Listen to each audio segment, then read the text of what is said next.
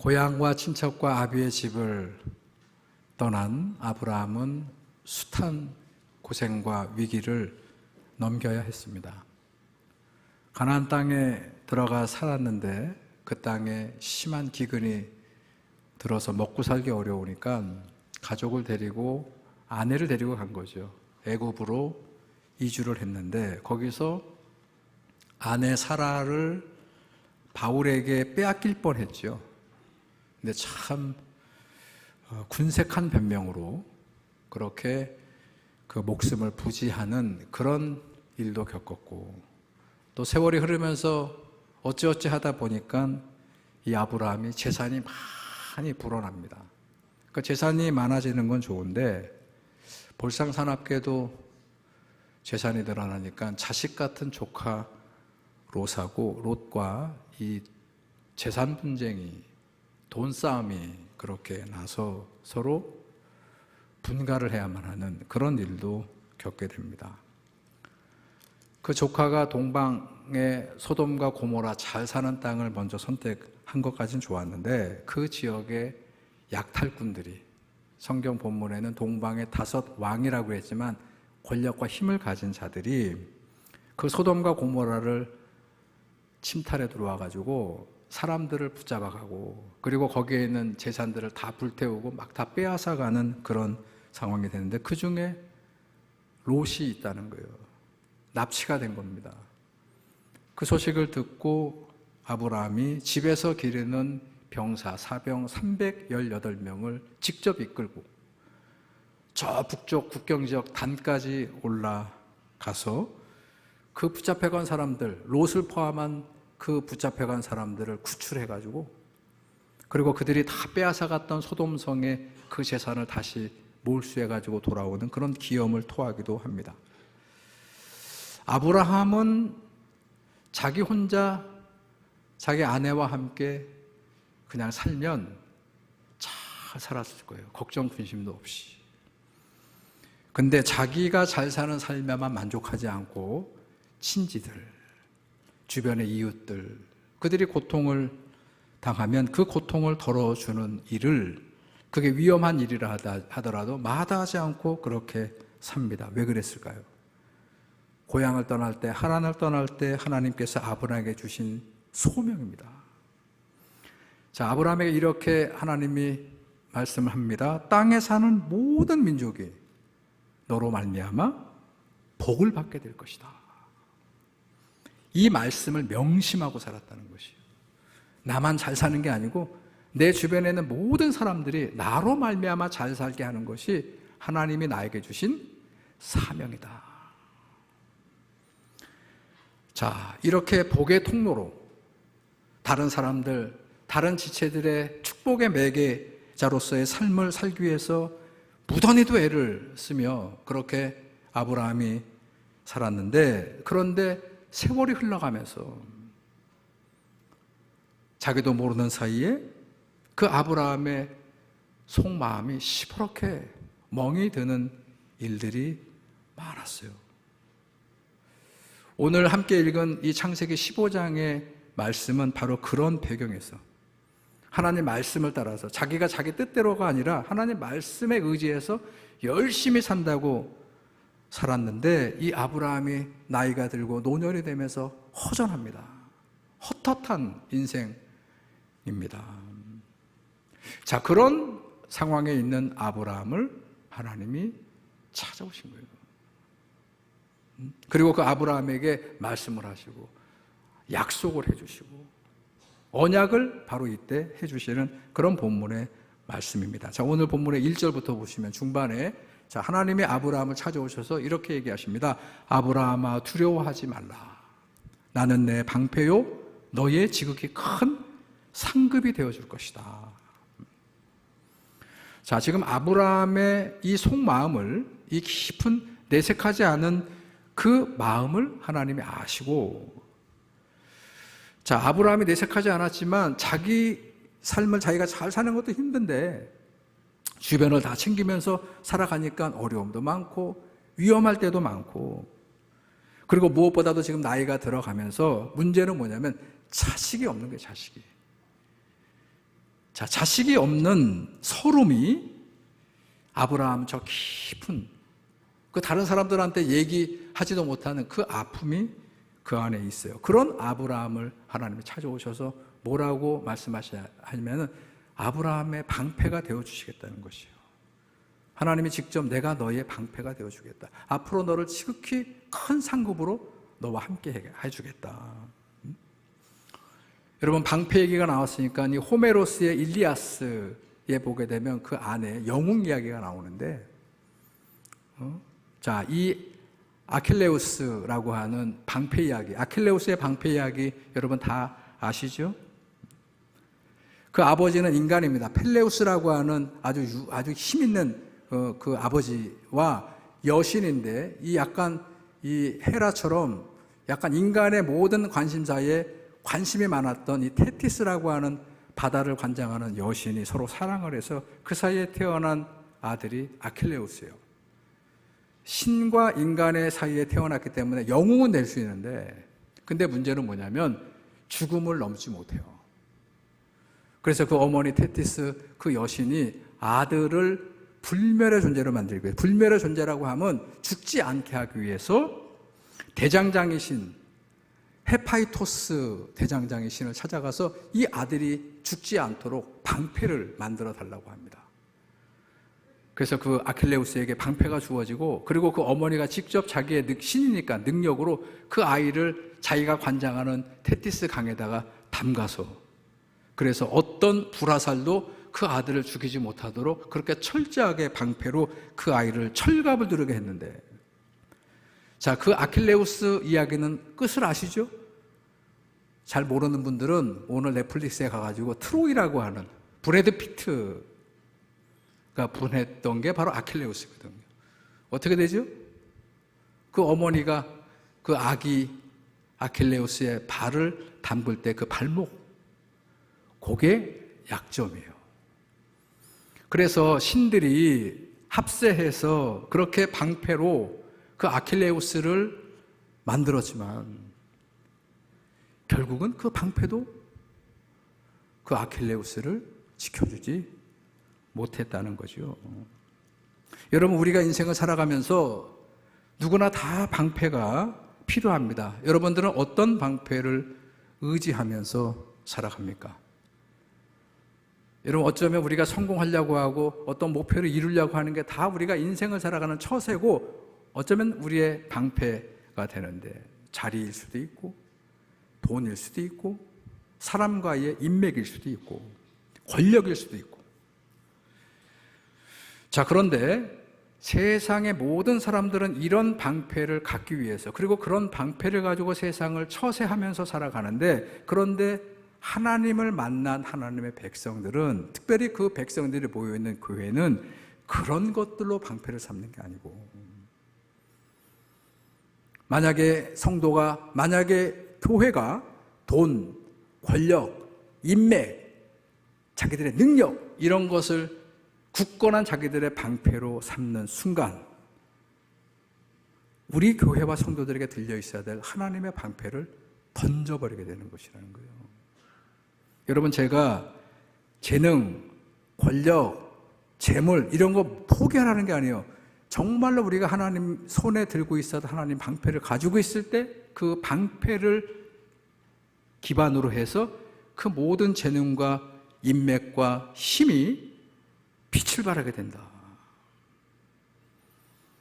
근데 주객이 전도돼서 하나님은 버리고 온갖 자기들이 동원할 수 있는 그런 방법으로 자기 생애의 방패를 만든다면 이런 것 같아요. 뭔가 잘 될 것 같아요. 그렇게 하면 문제가 해결된 것 같아요. 그런데 결과는 어떻게 귀결되냐면 어떻게 되죠? 더 큰 어려움에 자꾸 빠지고 더 큰 손해로 이어지게 만들고, 그런 경험을 우리가 하게 된단 말이죠. 자, 오늘 하나님은 아브라함에게 오셔서 직접 방패가 되어주시겠다고 그렇게 자처하실 뿐만 아니라 내가 받을 상급이 지극히 크다. 올 한 해를 우리가 살아갈 때 하나님으로부터 저와 여러분들이 내가 받을 상급이 있는 우리 전조중앙교회가 하나님께서 우리를 위해서 예비하실 너희가 받을 상급이 있는 그런 길을 모색해야 되겠다. 그냥 저절로 되는 게 아니라는 거예요. 다시 앞으로 돌아가서 앞서 말씀드렸던 그 동방의 5 왕이 그 소돔과 고모라 잘 사는 그 성읍을 약탈해가지고 그때 롯을 포함해서 많은 성읍의 백성들이 붙잡혀가고 재산에 불타고 재산을 많이 빼앗겼거든요. 근데 그거를 단까지 쫓아 올라가서 아브라함이 되찾아올 때 그 소식을 듣고 소돔 왕이 그 아브라함을 영접해 하러 나왔어요. 그리고 얼마나 고마워요. 자기가 지켜야 될 백성들을 대신 가서 찾아와 주었으니까. 그래서 그 소돔 왕이 아브라함에게 이렇게 제안합니다. 감사합니다. 그러니까 백성들은 다시 제게 돌려주시고, 그러나 어차피 빼앗겼던 거였으니까 그 노획물은 선생님이 가지십시오. 근데 그 제안을 이런 자에 거절해요. 왜냐하면 불로소득이니까. 그게 정당한 자기의 이익이 아니기 때문에 아브라함은 눈길조차 주지 않아요. 그걸 하나님이 보셨다는 거예요. 그리고 그 아브라함에게 내가 앞으로 지극히 큰 상급을 너에게 줄 것이다. 자, 그랬더니 그러면서 묻는 겁니다. 내가 필요한 게 뭐냐? 자, 그랬더니 오늘 본문의 2절과 3절에서 아브라함이 대답을 하는데 그 대답이 당혹스럽기 짝이 없어요. 제가 제3자인 제가 하나님은 좋은 마음으로 내가 지극히 큰 상급을 줄 거다. 원하는 거 있으면 얘기하라 그랬더니 아브라함이 그 대답을 하는데 옆에 있는 제가 또 여러분들이 듣기가 너무나 참 당혹스러운 그런 대답을 아브라함이 합니다. 자, 한번 보세요. 2절과 3절. 자, 그런 상황에서 아브라함이 이렇게 대답합니다. 아브라함이 이르되 여호와여 무엇을 내게 주시려 하나이까? 나는 자식이 없사오니 나의 상속자는 다메섹 사람 엘리에셀이니이다. 3절. 아브라함이 또 이르되 주께서 내게 씨를 주시 아니하셨으니 내 집에서 길린 자가 내 상속자가 될 것입니다. 여러분, 가만히 이 대답을 들어보면 여태까지 내비치지 않았지만 아브라함 마음에는 서운함이 있어요. 그 서운함이 고스란히 여기 이 말에 담겨 있습니다. 우리 이 시대 옛날 사람들, 우리도 얼마 전까지만 하더라도 여러분, 아들이 없다? 자식이 없는 삶은 온전한 삶이 될 수 없어요. 우리 노복순 권사님처럼 그 정도 연배가 되면 우리 지금 노복순 권사님은 아들이 둘 떡하니 있고 또 손주들도 있고 뭐 증손자도 있지만 옛날에 아들이 없으면 그 어르신들이 나이가 많고 돌아가실 때가 되면 어떤 말씀을 자주 하냐면 조상뵐 면목이 없다. 그렇죠? 조상뵐 면목이 없다. 왜 그랬을까요? 오늘 고대인들도 마찬가지예요. 오늘 여기 아브라함이 후사가 없기 때문에 우리 집에서 살고 있는 다메섹 종 엘리에셀을 내가 상속자로 삼았다는 것은 나를 포함한 우리 조상들에게 나중에 그 무덤에 와서 제사를 드려주고 우리 식으로 얘기한다면 헌주를 부어드릴 그런 책임을 감당하겠다고 하는 사람에게 모든 재산을 상속해 주는 것이라는 것이에요. 자, 그거를 지금 아브라함이 속상한 마음으로 얘기를 하는 거예요.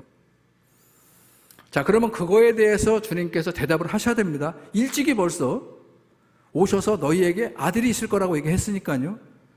근데 그 대답 대신에 하나님은 그런 아브라함, 지금 속마음이 서운한 아브라함을 데리고 장막 밖으로 나와서 뭐라고 말씀을 하시느냐. 자, 5절입니다.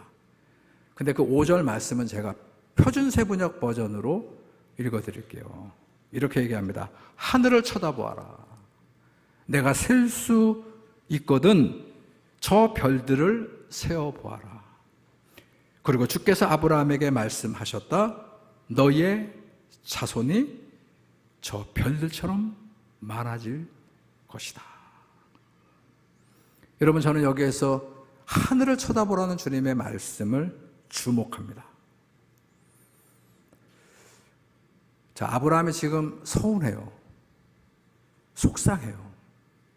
지금 나를 찾아온 그분의 말씀 따라 본토 아비 친척집을 떠나서 많은 숱한 고생을 하면서도 복의 뿌리가 되라는 그 말씀을 따라 살았는데, 그런데 어쩌자고 하나님은 저한테 약속하신 자식이 없습니까? 이런 서운한 감정이 가득합니다.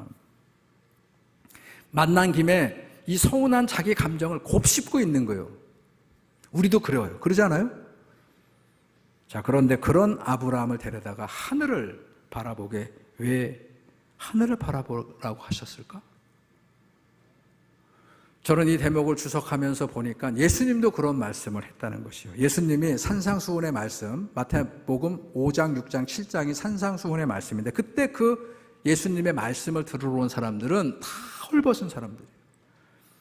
미래가 기약되지 않은 사람들, 정말로 기댈 곳이 하나도 없는 그런 불쌍한 사람들이 그냥 오늘 하루도 걱정하며 삽니다. 근심과 걱정으로 가득 차 있는, 불안으로 가득 차 있는 그런 사람들에게 주님이 말씀을 하다 갑자기 이렇게 얘기합니다.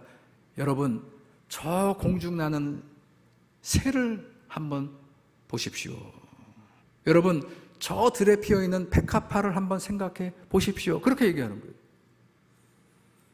아니면서 한가하게 지금 당장 죽을 것 같고 당장 숨이 턱턱 막혀서 주저앉을 것 같은 그런 이 사람들에게 무슨 한가하게 하늘을 보라고 그러고 무슨 들의 백합화를 보라고 그러느냐, 그렇게 여러분들이 생각할 수 있지만 아니요, 이 말씀은 굉장히 놀라운 가르침이 이 안에 있다는 것이에요.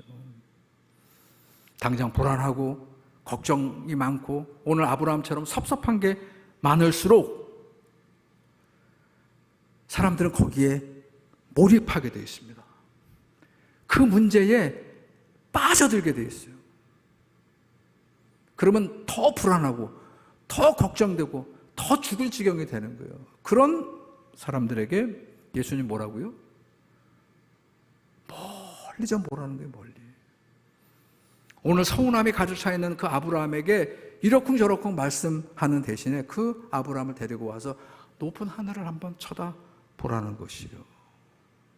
여러분, 지금 목화 어떤 어려움과 문제에 갇혀있는 사람들은 아무리 걱정을 한다 한들 해결의 방법이 없습니다. 그런데 누가 이 열쇠를 풀고 살아남고 다시 미래를 향해 가냐면 멀리 내다보는 사람이에요. 사방에 우겨쌈을 당할 때 방법은 보다 더 멀리 바라보는 사람이 무너지지 않습니다.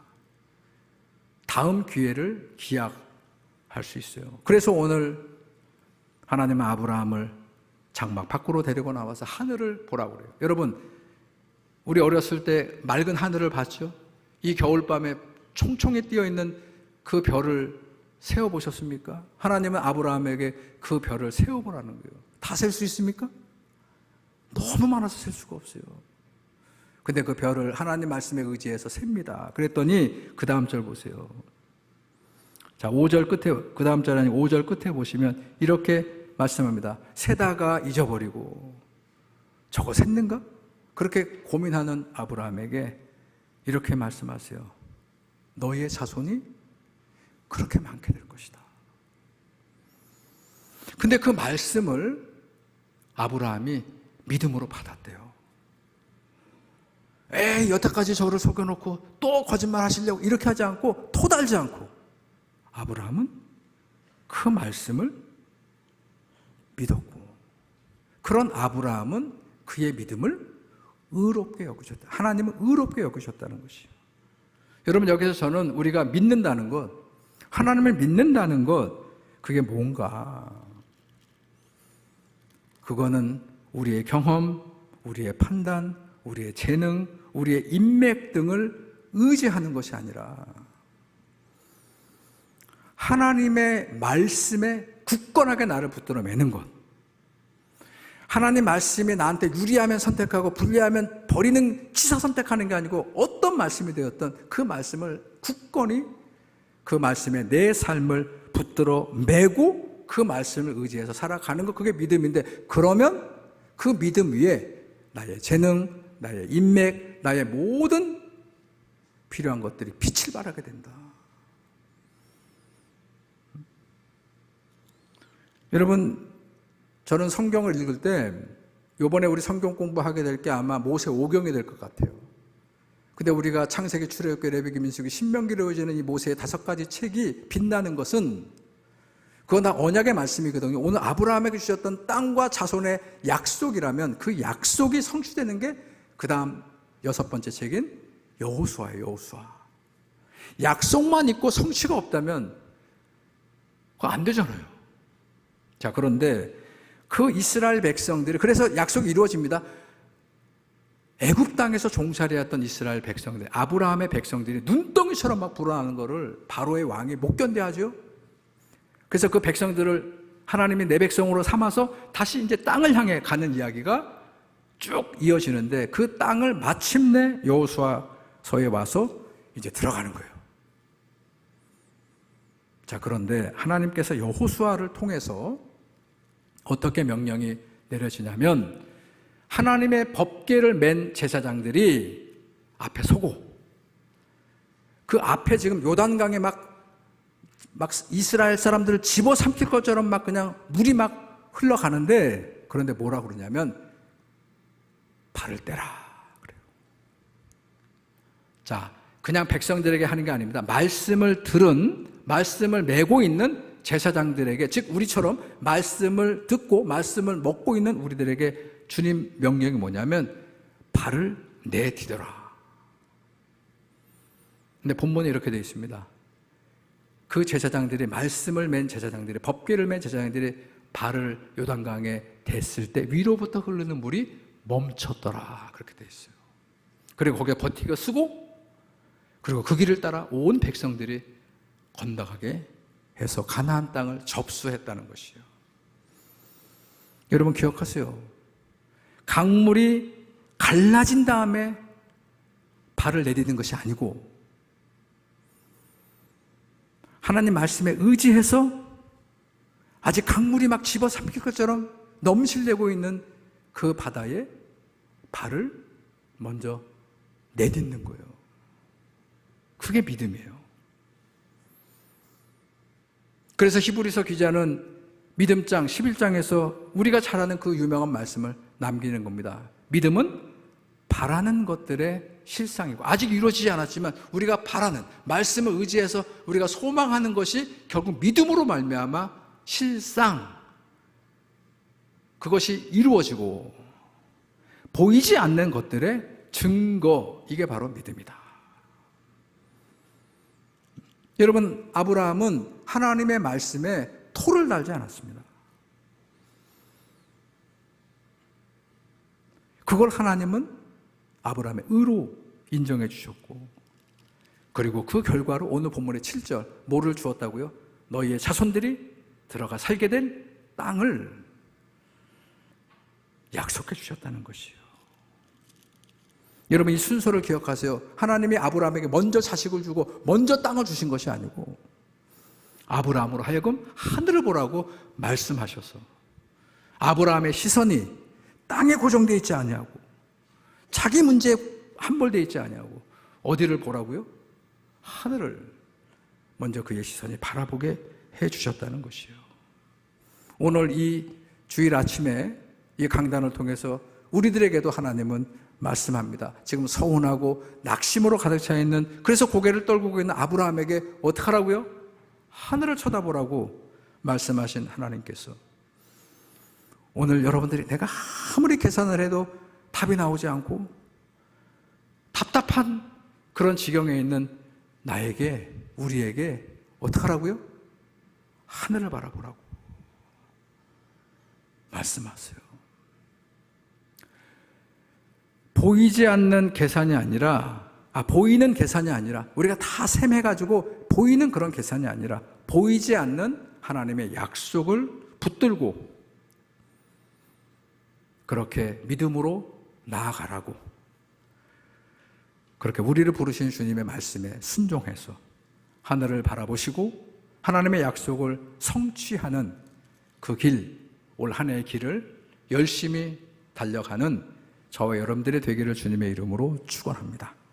좋으신 하나님, 오늘 낙심하고 섭섭해하는 아브라함을 찾아오셔서 그의 방패가 되시고 지극히 큰 상급을 주시겠다고 말씀하시면서 섭섭함을 드러내는 그 아브라함을 하늘을 보게 하시고 수많은 별들을 세게 하시고 그 별들만큼 많은 자손과 그 자손들이 들어갈 지극히 큰 상급 땅을 약속하신 주님을 저희들이 기억하면서 이 아브라함에게 주신 언약의 말씀이 오늘 함께 예배하는 모든 성도들에게 주시는 하나님의 은혜의 말씀이 되게 하시고 특별히 우리 전주중앙교회에 주님이 약속하시는 말씀이 되게 하셔서 우리는 알지 못하지만 믿음으로 주님을 따를 때에 우리 교회에 지극히 큰 상급을 예비하셔서 우리에게 허락하여 주시옵소서. 예수님의 이름으로 기도드렸습니다. 아멘. 우리 다 같이